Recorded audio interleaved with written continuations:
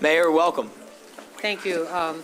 Thank you, Mr. Chair and Vice Chair, members of this distinguished committee. It's so great to be back before you all. I've also been joined by the Chair of EHE, the Honorable Joan Carter Conway, and you see our Police Commissioner is also here. You know that last year I served on the, I think it was 2 years, we did the Criminal Justice Reform Commission. I co-chaired the Criminal Justice Reform Commission. And one of the things that we were looking at were citizens on trial boards. Let me also preface my remarks by saying that we are in negotiations currently with the police department and with the FOP, and we do believe that we can get through this process, but you always have to make sure that you're well protected in this process. Let me just say that we are also under a consent decree. As you well know, the DOJ has Baltimore City under a consent decree. One of the paragraphs in the consent decree calls for citizens on trial boards.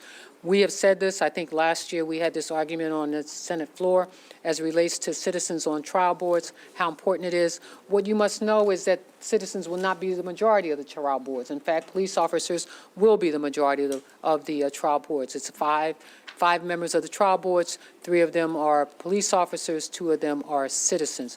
In this country, what you will note is that over 90% of citizens who serve on trial boards agree with the decisions that come out of that trial board. And so we believe that having well-trained citizens on the trial boards are important. It's important to police and community relations. It's important to confidence in the community with the police and the police with the community, because I think that they will find that this process is one that works for all of us.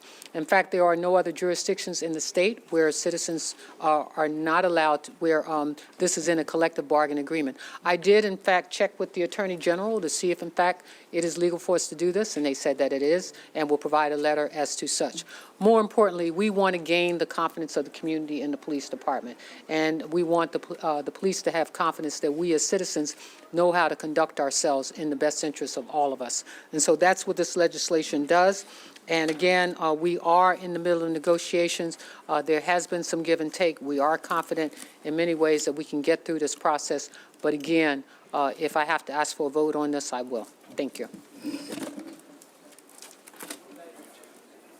Any questions? Did you want to share anything? All right. We're good I'm going to to see go. if they have a question. So I guess the question is this is why we're making this one exception for Baltimore City. Why not just leave it to the collective bargaining procedure? Nobody has that in their collective bargaining agreement. No one has trial boards in their collective bargaining agreement. Baltimore City is the only one who has this in their collective bargaining agreement. That is why we're taking it out. Nowhere else in the country do they have this in a collective bargaining agreement. That's why we're taking it out. Okay.